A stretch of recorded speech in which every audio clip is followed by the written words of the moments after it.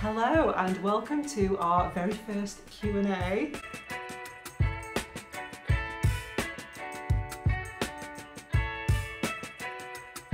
We're quite excited about it. If you've never seen us before, my name is Jess. I'm Jay. This year we have been travelling around the world. Very sadly, our Japan series is coming to an end. You might have seen our very last vlog. We will be moving on to our next country in the next vlog, so make sure you subscribe if you would like to see that. Shall we tell everybody where our next country is going to be? Yeah, well, first, if we've got any flag buffs watching, we're going to put a flag up of where we're going. Just about there.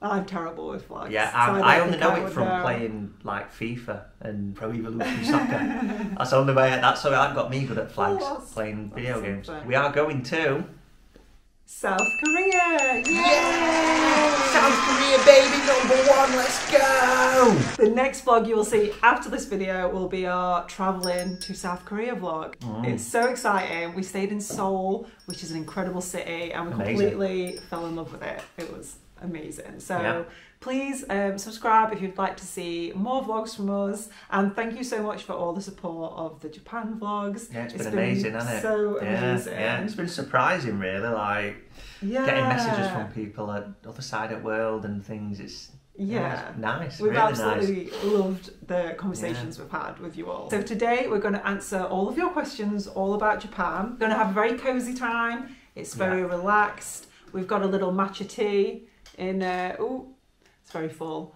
In true Starbucks in Japan style, we have a Starbucks matcha tea. Well, made by me. I haven't sat in on a Q&A before, so this is all new to me. So I'm going to be very amateur, and my answer questions is going to be very, very slow. But bear with me, because I'm new here. Thank you so much for all your questions. Without further ado, let's get into them. So firstly, just for an overview, if you are very new here, if this is the first time you're seeing us, we've been on a huge trip around the world this year, and our first stop was Japan.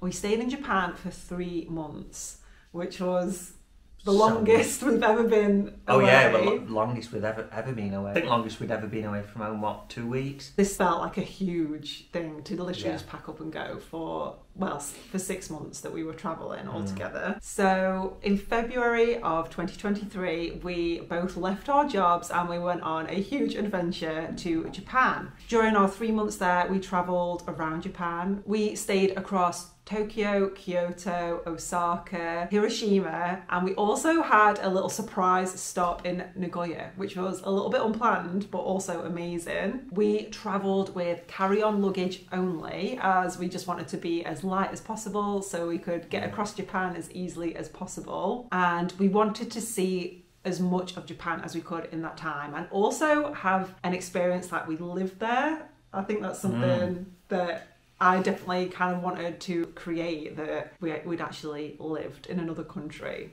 Although we did do quick stays in hotels, we'd have nights away.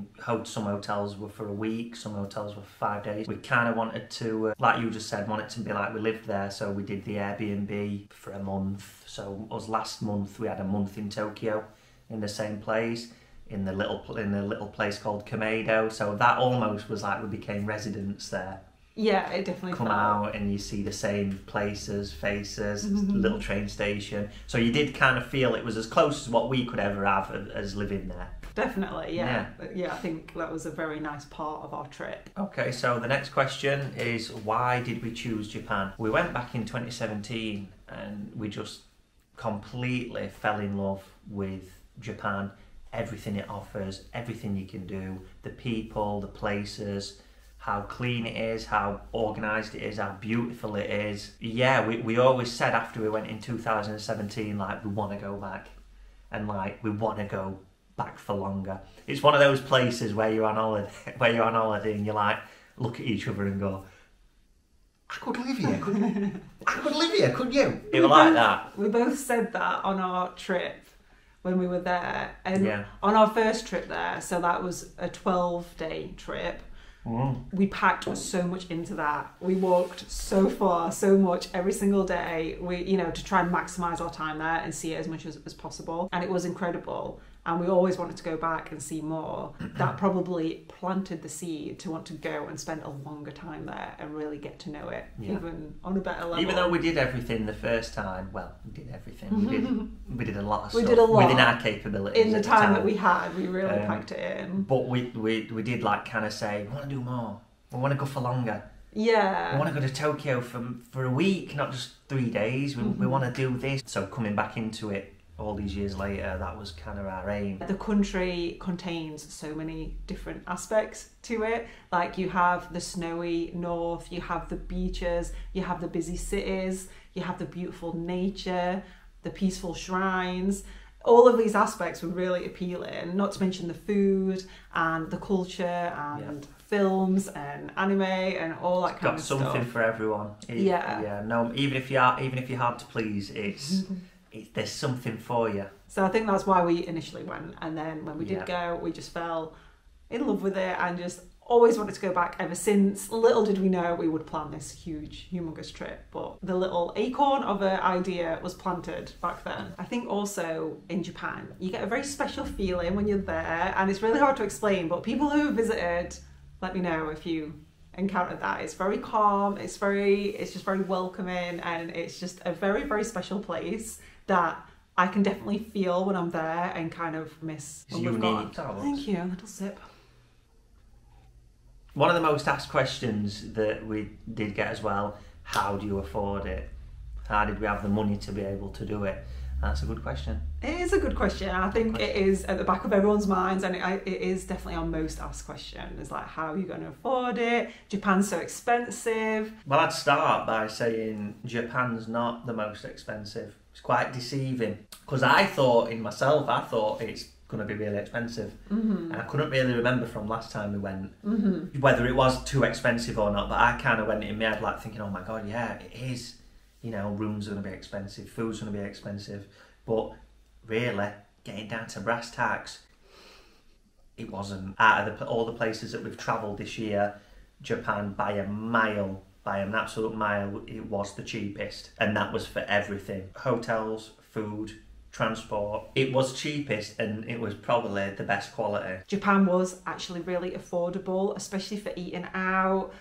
Food prices, accommodation was all very affordable. I think at the moment the yen is quite weak compared to the pound. The pound's not doing great either, but the currency exchange worked in our favour on this occasion, so I think that kind of helped in little ways as well. So whilst we don't have a straightforward answer of like how we could afford this massive trip, I guess the biggest and most straightforward way to say is that we've saved for this for years and years at this point. Whenever we've been able to put money aside, we have been doing. We both work full-time jobs. Our savings pot has been put towards this trip, basically. We might not have known exactly what form this trip would have taken all this way along, but we were saving for travel of some description. We were just saving. Putting money aside, and we didn't know, oh my god, in 6 years we're going to go travelling.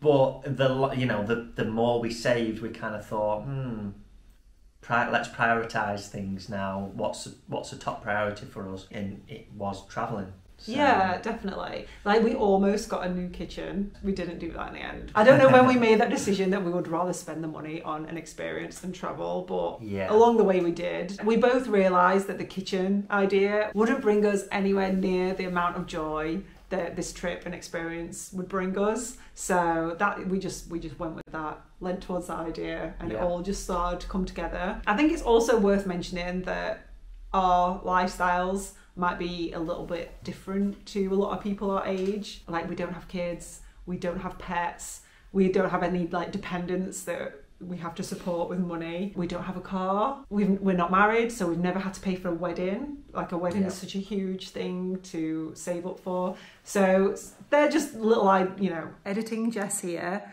The last thing I want to do is make anybody feel bad about their financial situation. So I just wanted to say, like, everybody's situation is completely different.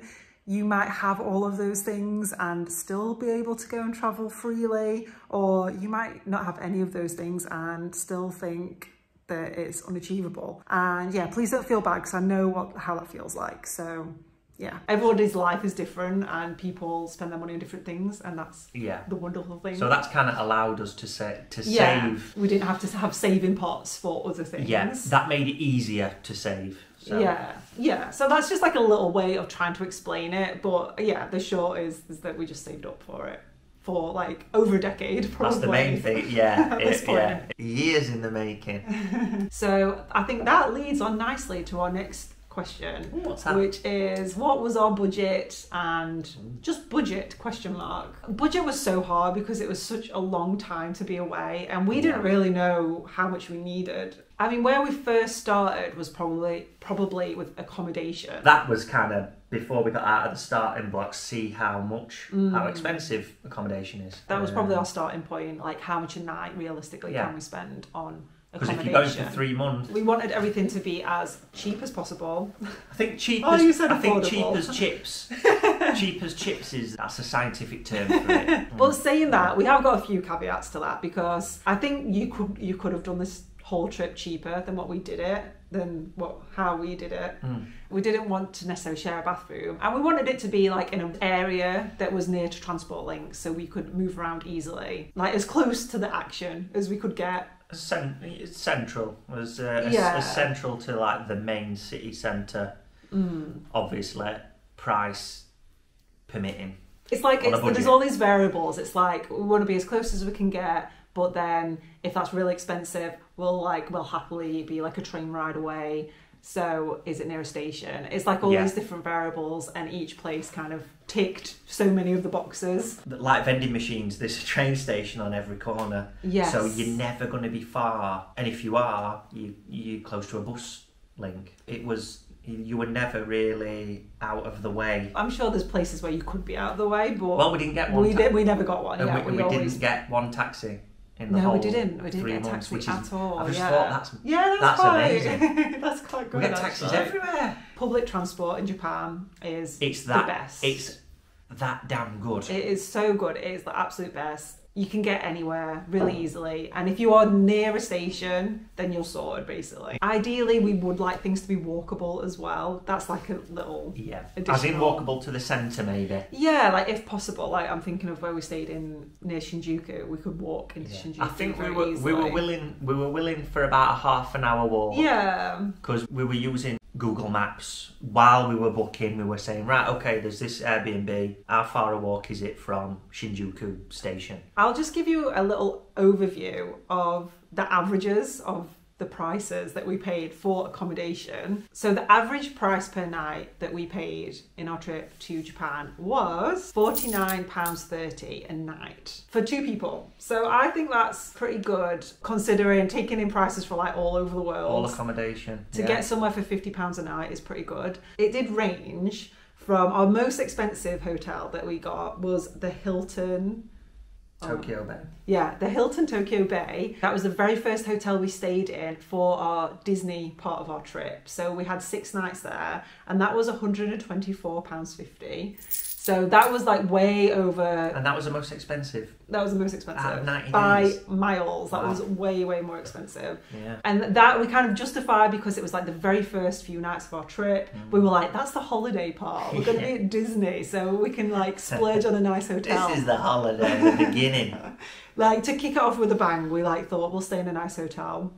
And it was so nice. Like for that price, for £124 a night, it was incredible. The average for England, probably, isn't it? Really? I don't know. There's probably Premier Inns in London and that about 100 and. Oh yeah, you couldn't get anything in London for that price. Yeah, I don't think. And that was the most expensive. That was the most expensive. All our Japan stay. So I'll tell you the cheapest hotel that we got. Oh, go on. This was Koko Hotel, which is in Hiroshima. We stayed there for 4 nights, and that was £36 a night. A night. £36 a night for 2 people. I think what you get for your money for Japanese hotels is amazing. Like there's such high quality. They're so clean. You get all the amenities. You get a nice shower. It's comfortable. Like hotel rooms in Japan are famously quite small.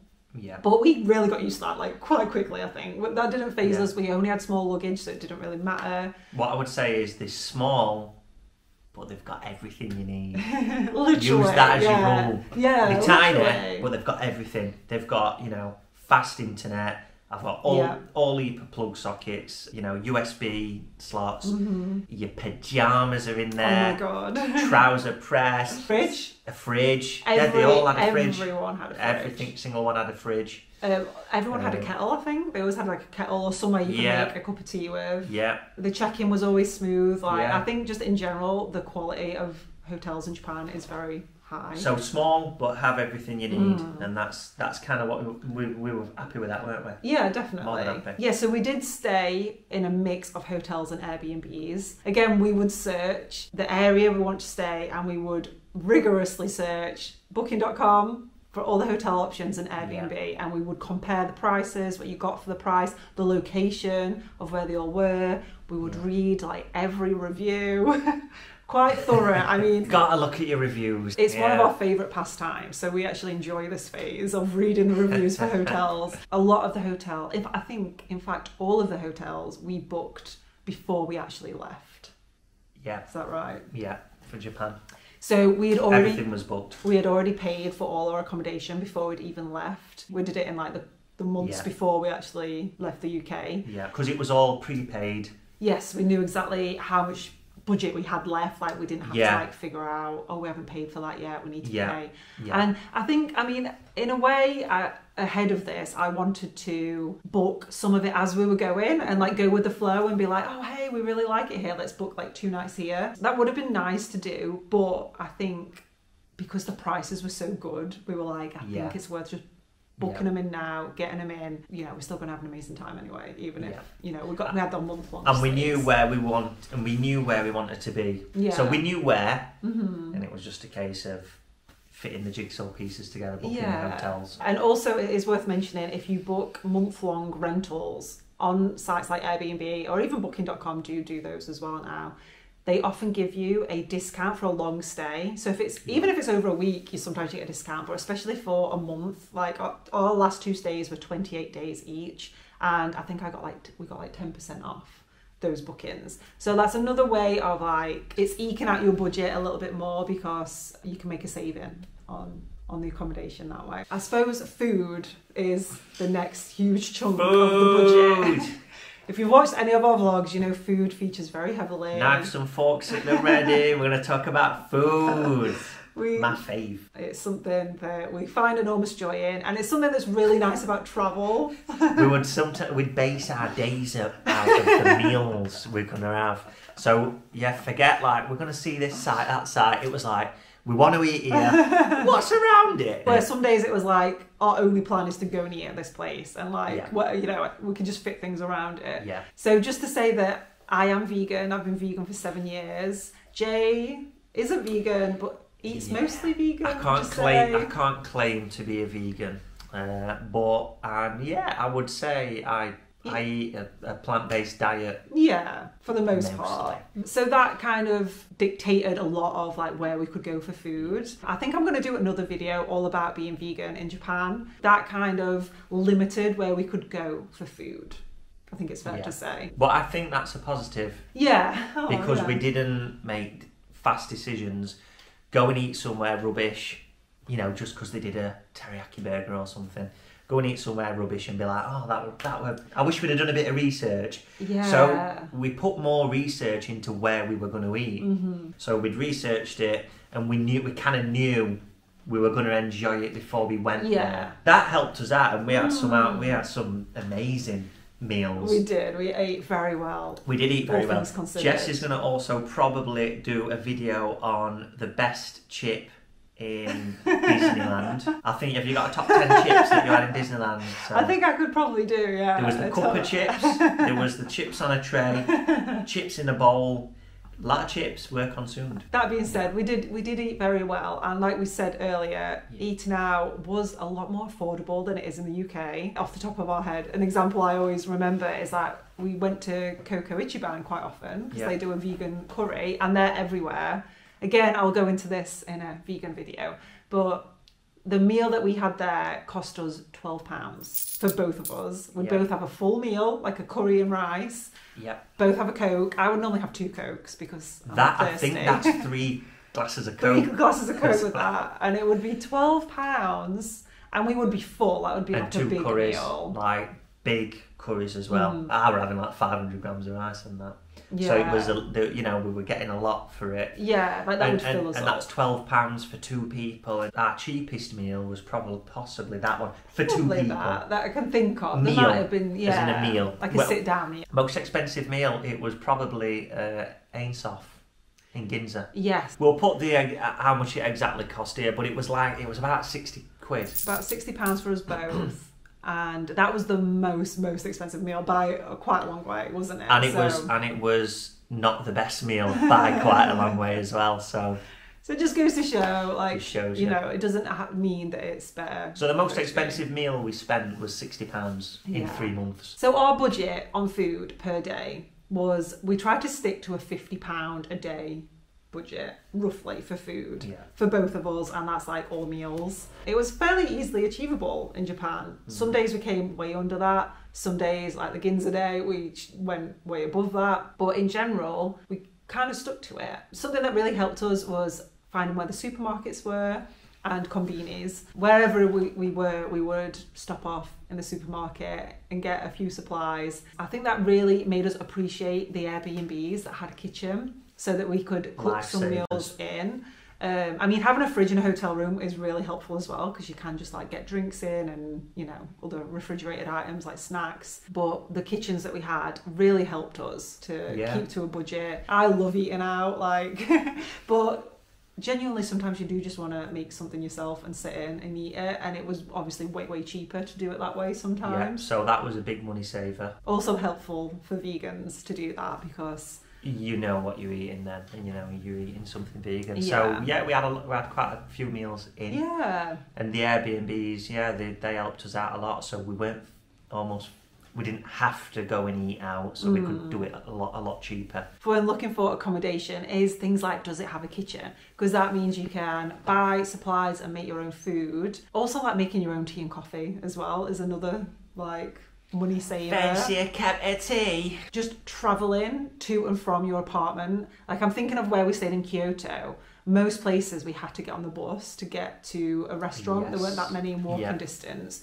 So if we had to leave the apartment every single time we wanted to eat, which, you know, could be 3 times a day, we'd have to catch a bus to and from every time, which adds up. Like, that's another cost on top of the food. So that's just another thing to consider. So that brings us on to transport. Bullet train. The bullet train, yeah. Wow, expensive. The best transport ever. It is. But also, the most expensive. It is glorious, isn't it? But it is expensive. We did get the bullet train on this trip a couple of times. We got to Hiroshima, didn't we? Yeah, and then we got it to the start of the Shimanami Kaido. Yes. And yeah, it is an amazing way to travel. Basically, the longest trip that we had to take was from...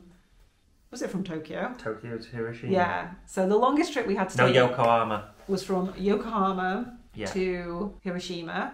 It took about 4 hours on the bullet train. So that is the trip that we splurged and got the Shinkansen for. Yes, yeah. And then the other way we got around Japan was buses and coaches, which I think are so underrated. Oh my god, the coaches. Yeah. They're so... Chef's kiss. They're so good. They're so good. Amazing. So comfortable and so affordable. So affordable. Compared to the Shinkansen, they would often be a third of the price, at least. Maybe even better than that sometimes. Yeah. And they obviously take longer. On this trip, the beauty of having such a long trip means that you have the gift of time. So we weren't rushing around everywhere. If it was going to take us 8 hours on a coach, we could do that. It didn't like cut into our like experience too much.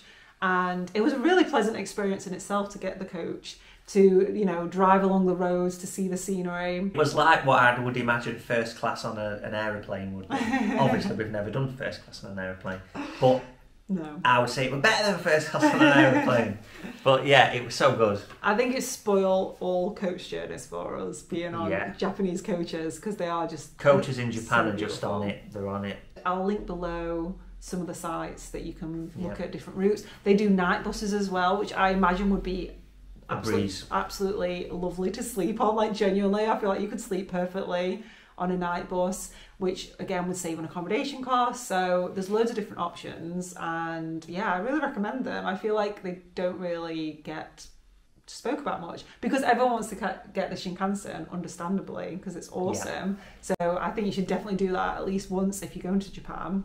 But if you are looking to save money, the coaches. How we got around day to day is we had a Suica card that we bought on our first trip in 2017. I think the Suica card is changing, so I don't want to give too much information because I think it might be out of date quickly.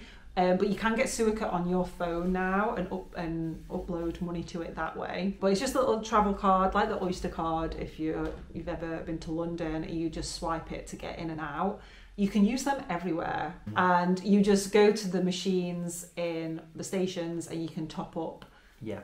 We would just put like 2,000 yen, 5,000 yen on sometimes. Every so often. It's kind of hard to say how often. Which is probably about, what, 2,000 yen is probably about 14 quid? £14. And yeah, it just depended where we were to how quick we went through that. So that would be something to take into account, because we always used them. So each journey on the Tokyo trains are between 180 and 260 yen. So every time you would tap in and out, and it would just calculate how much it needed to take off depending on the distance you travelled. In Kyoto, where we mostly use the bus in Kyoto, they have got trains as well, but it was just more convenient for the bus, and that was 230 yen every time we used for every journey. For every journey. So so that's just an idea. I mean, it's again relatively affordable. It can add up if you're doing lots of journeys, but it's a very pleasant way to get around, very easy. So that gives you an idea of how much you might need day to day for travel. As long as you've got your Suica card, boop, you're on. There's also Pasmo card, which is essentially the same as a Suica. But yeah, very helpful, and it makes it very easy to travel around. Just a few more budget things, like quickly. So like activities, we went to quite a few theme parks whilst we were in Japan. Yeah. Some of them we booked ahead of time. I used Klook to book a lot of our trips, which I'll link below. Very helpful and really easy to use. For most activities, they just send you a QR code and you just scan in with that. Those kind of activities, some of them I did pay for ahead of time, but then other things we just like booked as we went. Yeah. In general, quite affordable. Shrines are really affordable. If you're going to Kyoto, that's an amazing thing to do, and all of them are about 500, 600 yen at most, which is about £3.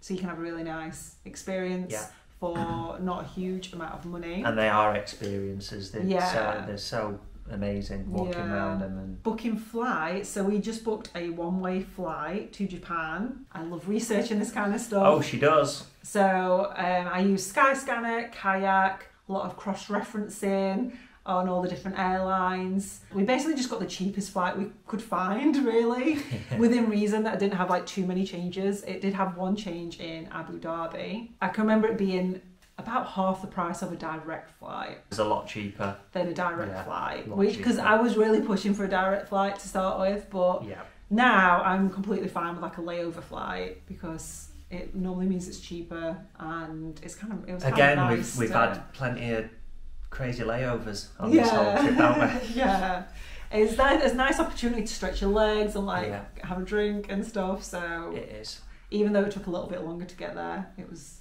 fine. Yeah, so something I touched on earlier that I think is just worth mentioning, because we were away for so long, we did have the gift of time. That's my little favourite phrase. We did have the gift of time. So when we go away on a holiday, usually, we would probably pack in as much as we can, and we're like time poor, so we're more willing. I like it. Time poor. We're more willing to spend a little bit extra money, for example, to get the Shinkansen, to get it there quicker, to have more time in that place. We might spend extra to get a direct flight, to get there quicker, so we can start enjoying our holiday more. So because we had this more slow approach to travel, because we were there for so long, these things really didn't matter, and kind of added to the experience, like a longer coach journey, a longer flight with a big layover. All these kind of things like made certain aspects of it more affordable, because we had the time to spare, if that makes sense. I believe the saying is time enough at last.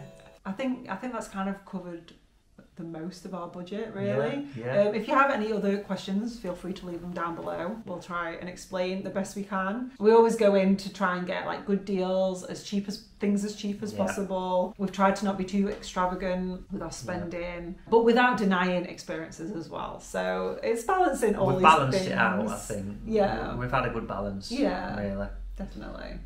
Because equally, it was a once in a lifetime trip, so there were things we wanted to do that we wanted to spend the money on. So it's just taking everything into account, isn't it? Okay, so another question is, how can you travel for so long? What about your jobs? ? Yeah, so with my job, I couldn't just say, oh, I want to take a year off. My work couldn't do that for me, so I had to kind of think long and hard about it, see if what would it be worth the risk, leaving work, not having a job when we return. But I figured it would be worth the risk. So yeah, I left my work. So you just quit your job? Yeah, I walked into office and slammed an envelope down at desk and I said, yeah, aye! And just as I said, aye, he went, you're... And I thought, I've got to say quit before he says... And we both said, I went quit, and he went fired. And we both said it at the same time. And I just ran out of office down the street. So I think I quit. My situation is I have 2 jobs.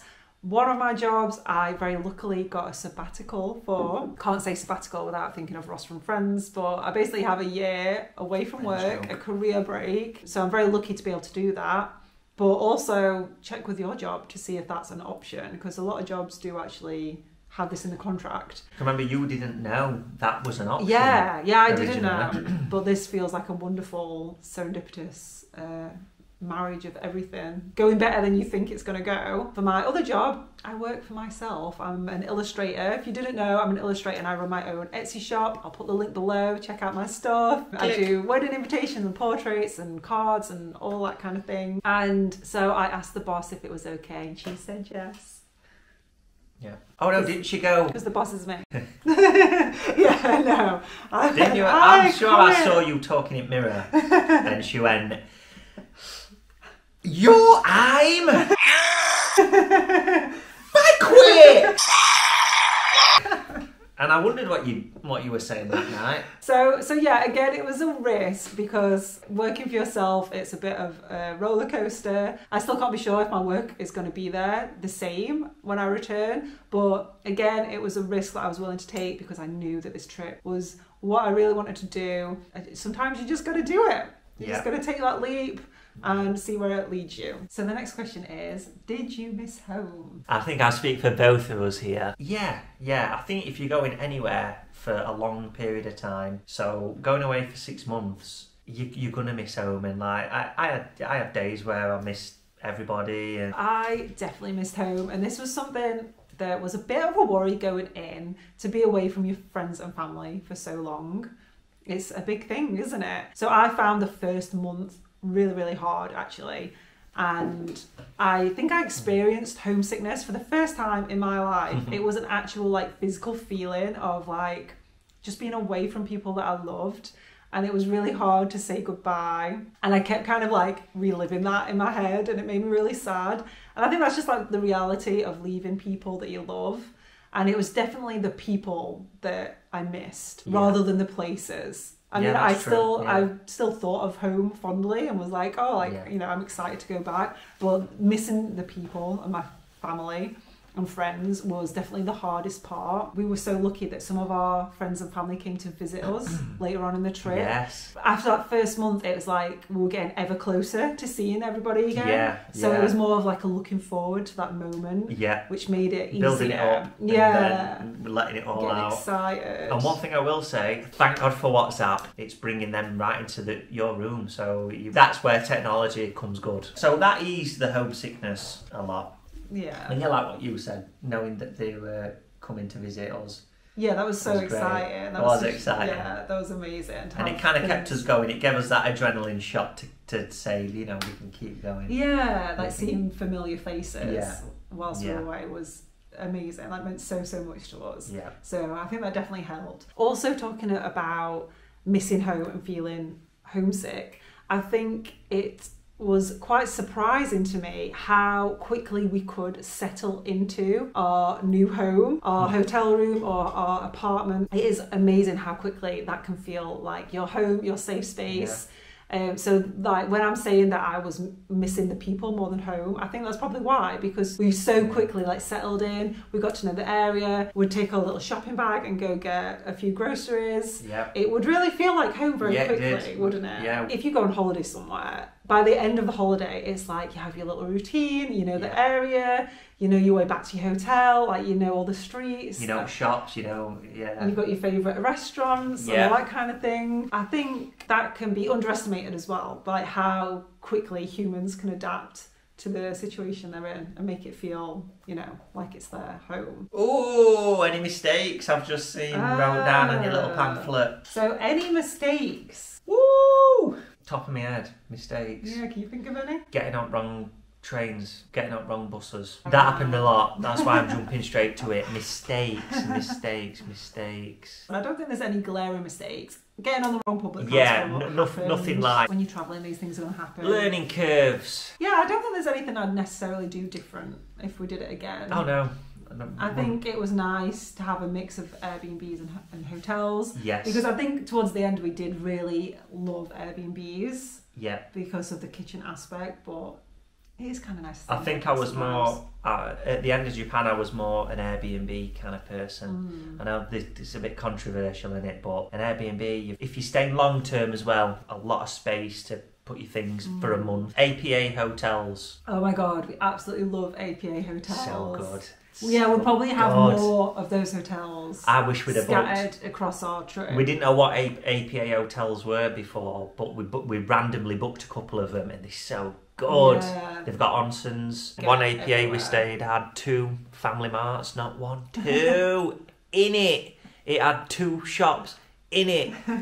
The same shop. I think the only other things that if I could do differently is learn more Japanese. I wish I knew more Japanese, but Same. That's just a life ongoing thing. That's just, and another thing I did think of is that we maybe shouldn't have brought your big coat. Oh, yeah, coat. I guess that'd be a mistake. Yeah, I'm walking around in big Ron coat, fleecy coat. It was like a last minute addition, which I think you shouldn't really do, should you? We packed to an absolute T, and then at the last minute he was like, shall I take my nice coat? It's got like quite a nice woolen coat, but it is so big and so heavy. Heaviest coat ever. So we left on February the 12th, so it was very cold. And we were like, it's a nice coat, it looks smart, like maybe just take it.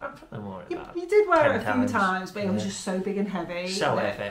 It kind of went on our travel days, it was very cumbersome. We had to wear like 6 layers when we were travelling. So, but I mean, we're getting quite nitty-gritty to think of some mistakes, but maybe that's probably... Bye-bye coat! That's what you got to say sometimes. Big coat. I just wanted to touch on like what we learned while we were away. Just a little bit of a general, what we learned. Any life lessons in there? My takeaway is travelling is amazing. It were everything I wanted it to be in my head and more. It was better than what I wanted it to be.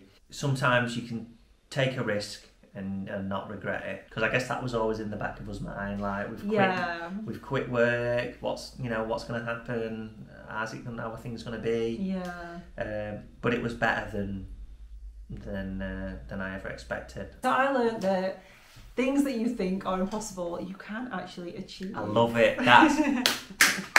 Can we rewind and I say that one? I think for a long time we kind of thought this was just a bit of a pipe dream. We'd always talk about it and like, oh, what if we went and did this? Yeah. And it slowly just started to formulate, and like this plan has took many different forms over the past few years that we've been talking about it.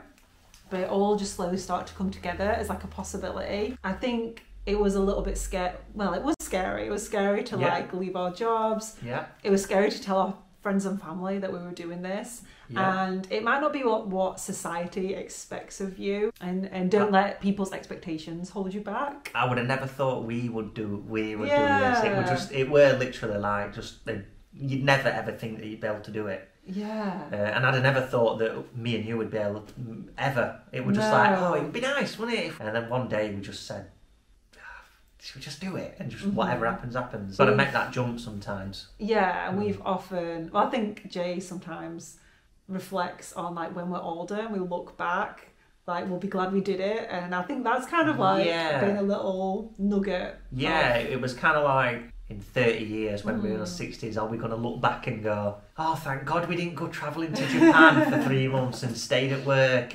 Or are we going to go, God, can you remember when we went travelling the world and we did this and we did that? And I think that kind of made me go, yeah, it's the right thing to do then. But yeah, I think the memories we've got over this trip it's just made our life basically. Yeah. And if we never did it, and if we never did it again, then we'd still be happy because we did it. Yeah, exactly.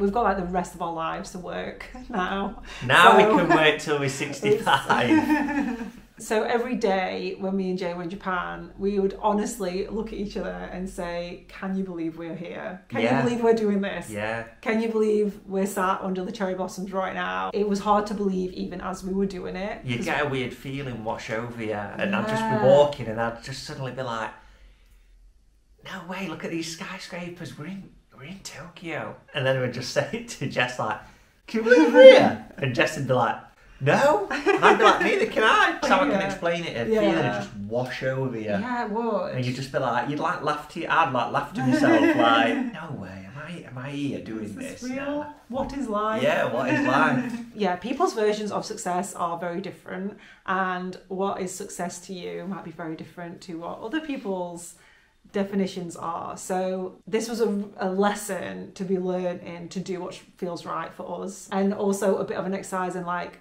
trying to not care what others think. I really care what other people think. I'm trying to unlearn that. Just doing what feels right for you, what's going to make you genuinely happy, and not what you think is going to make you happy in life. That's been like an important lesson for me. Yeah, you're making me think now. To get a bit existential about it, we're on this planet for such a small amount of time, so I think it's really good to just go ahead and do what's going to make you happy and what you find joy in. And even better that I get to share this with Jay, and we both have like a similar dream and similar goals. Just been very life affirming and amazing. Yeah, it has. And we're very lucky to be able to do this. We're very lucky. So lucky. Yeah, and we're very grateful for being able to do it. Yeah. Yeah. How was the customs and immigration process in Japan? This kind of changes all the time. When we went, Japan had only reopened very recently. We went in February and they had only reopened the borders in October. Yeah. So we still had to provide some related information. So I would definitely recommend if you Google FCDO Japan, and that will take you to our government website, the UK's government website, and tell you all the entry requirements for Japan. But as far as I'm aware, they've dropped all related measures. When you do land, they do like you to fill in a little declaration of where you stay in, and you can do this via a QR code. But what I would definitely recommend is have the name of where you're going to stay, the address of the hotel or Airbnb, have it on your notes. I normally save it in the notes on my phone so you can access it even if you're not connected to the internet. Have the address and telephone number on your phone so you can just fill it in super easily. Can you remember doing that? Yeah, I can. Yeah. When we first landed, we didn't have access to the internet, so yeah, if you just make sure you've got that on your phone, that's fine. That should be fine, and it doesn't take too long. That's the only thing. Other than that, it's very straightforward. I can't think that there's anything. If you're from the UK, you will get a visa waiver, so you don't have to get a visa if you're just going for tourism. So that won't even come up, I don't think. Like, we didn't apply for anything, even though 3 months is like the longest you can go on the tourist visa. Yeah. As far as I'm aware, there might be a way to do 6 months, but we just did 3 months tourist visa, very straightforward, and didn't have to worry about anything like that. So if you're going soon, enjoy your trip.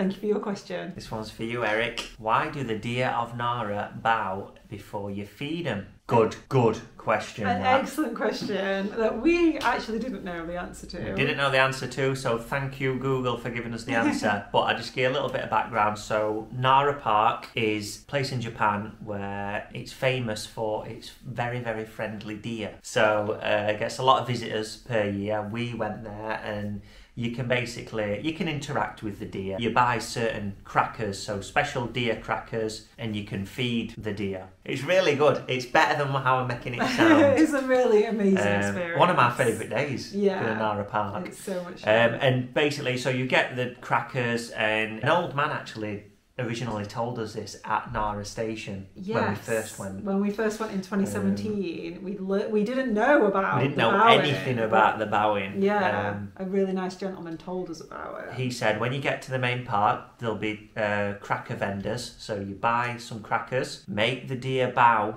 3 times. They'll come up to you. He said, you don't have to go up to them. They'll come up to you. Make the deer bow 3 times, like that, and he'll bow for you, and then give him the crackers.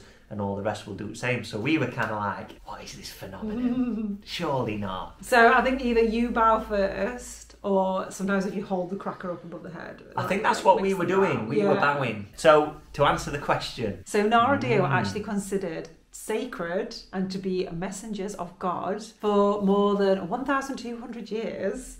And I think they're no longer technically considered sacred, but they are very well respected in Nara to this day. Totally. But you see them walking everywhere. They walk into shops, out of shops, that's quite like funny right up to people. They're sat like by post boxes. They are literally like really integrated into life. They're not nervous. They'll get straight in there. If they well, you experienced it as soon as Jess bought the crackers. They also cross the road at the crossings. There's almost like human qualities to them in Nara, which is amazing to witness. So good. So because they were considered sacred, some people say the Fujiwara clan nobles used to pass through Nara and would actually bow to the sacred deer, and that sort of taught the deers to bow back. Now they always bow expecting that they're going to get fed or a treat at the end of it. Passed on down generations then. All the baby deers that are born will probably see this behaviour from their parents and learn it and think, if I nod, I'm going to get a cracker, so I'm going to nod. Because even really, really tiny deer do it, don't they? They nod along. It's quite interesting. When researching this question, I did come across some research that was done. So because the visitor numbers dropped so much over the amount of bowing is a lot less, because obviously there were deers being born that hadn't had any encounters with humans because there were no tourists, like practically no tourists. So they weren't picking up on the bowing thing as quick as before. And someone did some kind of research and they were delayed. Percentage wise, it was a lot less bows that were happening. Wow. It's like the relationship between humans and the deer that has encouraged this bowing. So it just shows like how intelligent animals are, and they're just such amazing creatures. It's a great day out, Nara. So if you are planning your Japan itinerary, go there because it's fun. It's worth we went and it were great. But what was it you said? So you might be lured into a sense that they're super friendly, which they are to a point, but at the end of the day they are wild animals, and there's lots of signs that say they can kick, bite, headbutt, so you just got to be careful. We got nibbled. They do bite, I can attest to that, and they headbutt you all over. You do have to have your wits about you, but it's such a good day. It's not. Well, actually, for some it is. Can be. Yeah. Like I was in the middle of quite a few deer, and I was like, a little bit scared. Some people leg it from them. Some people are frightened. But they do. Well, I think I just forgot myself. Like you just have to say like, all done. Like, the they just hands want up the thing food. works. The hands up thing works. Boisterous. So we did get a question from M. It was a bit more about the planning and how we researched the flights and the hotels and the budget, which we've covered, I think, mostly. We kind of covered all that in the video. Also asked, was there anything we found more of a struggle than we thought it would be, and was there any particular language barrier that we found? I think it's worth saying, so we did try and learn some Japanese before we went. We did have Japanese lessons with our wonderful tutor, and they were amazing. We started lessons in 2020, which is kind of a long time ago now.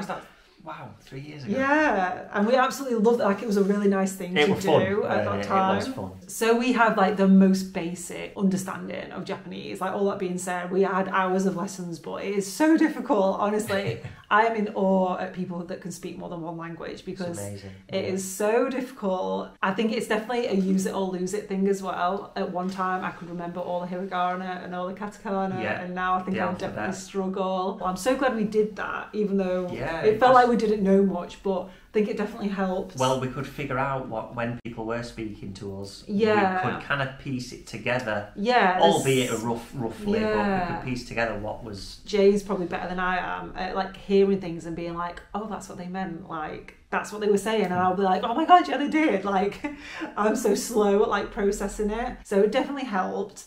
But I think in general, Japan is very well equipped to help people who don't speak Japanese.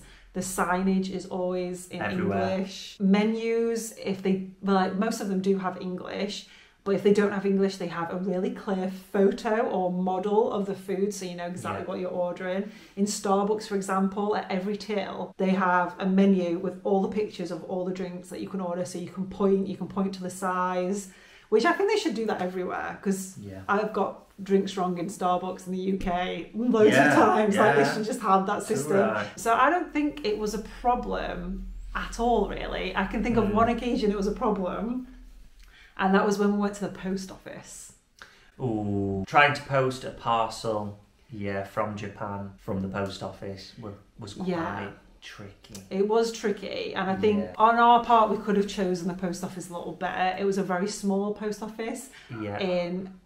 It was in Tokyo, but it was in a very residential. It wasn't in the main area, in the main busy area. I wish my Japanese was better on that day. We had to fill in a big form. I really underestimated how easy it would be. It was very complicated. It was very complicated. Many little moments. But the parcel was sent and it got there. That's all we need to cover. We got there in the end. But honestly, so we were there for 3 months, and that is the only time it felt like a problem that we couldn't speak Japanese. So I think, don't let that put you off going. Like, if you don't speak a word of Japanese, I think it's always nice to learn like hello, goodbye, thank you, like wherever you're going. It's always, and I think it's really appreciated if you do try. But if you don't speak the language, you'll get by, especially in the cities. Tokyo, Kyoto, Osaka, they're very well equipped for tourists and travellers and people who don't speak the language, so you'll be fine. Our friend Tim asked the questions. So, would you go back for a long trip again? And did your love for home increase the longer you were away, or did it make you want to go on more adventures? Ooh, good questions. Just read me that first one again. Double whammy. Would you go back for a long trip again? With that question. In a heartbeat. I'd do it again in a heartbeat. Yeah, I definitely would go back to Japan for a long trip. Yeah. I feel like there's so much of Japan we haven't explored.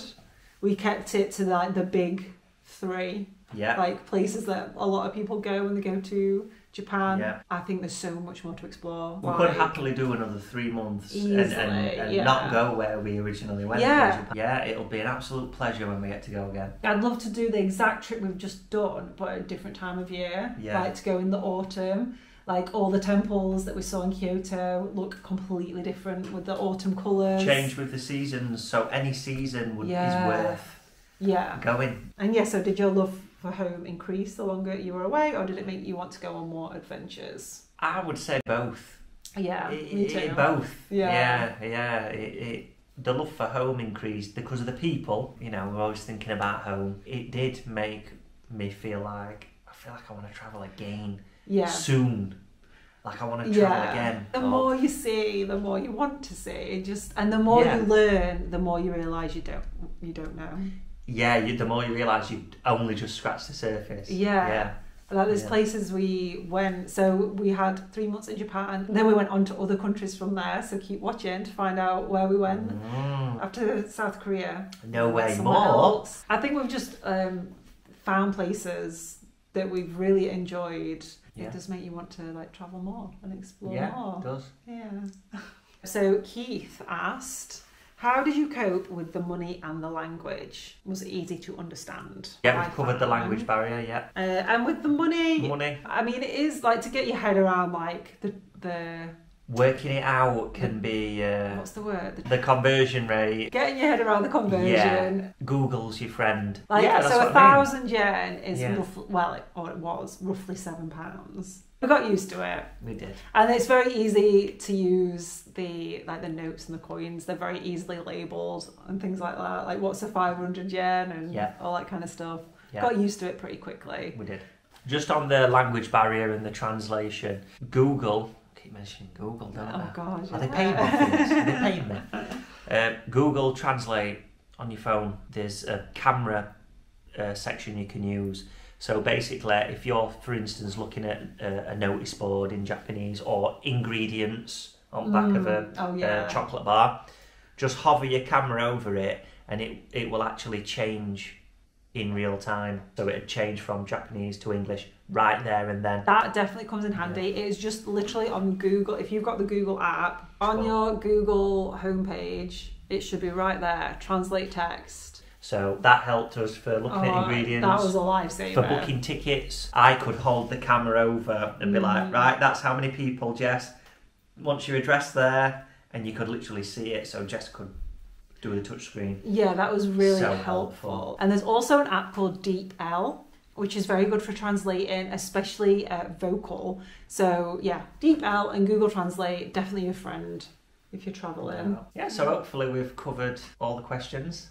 Yeah, thank you again for all the questions. We really appreciate it. And if we've missed anything, if there's anything else you'd like to know, please leave a comment below. We will probably do another Q&A. We're hoping to do a 1,000 subscriber Q&A soon. It's been a long time coming. We're slowly edging our way to 1,000 subscribers. Our next vlog is going to be a travel day to South Korea. To Seoul. Seoul. So yeah, if you are interested in that, give us a like, give us a subscribe, so you don't miss out. Thank you so much for watching, and we'll see you next time. Bye. Peace out. Relax, you know, with arm here, is that okay? I'm like I'm in a pub or something. Is that like I'm in Dog and Duck Down Road? A sneaky stop in Nagoya. A sneaky stop in Nagoya. Snop. Are you saying snop? Do you know what I mean? Yeah. Did you say snop? That's my truth. You can't take my truth away from me, Ruth. I broke my glasses like about a month before we travelled. Yeah, you did. Yeah, I just put them down.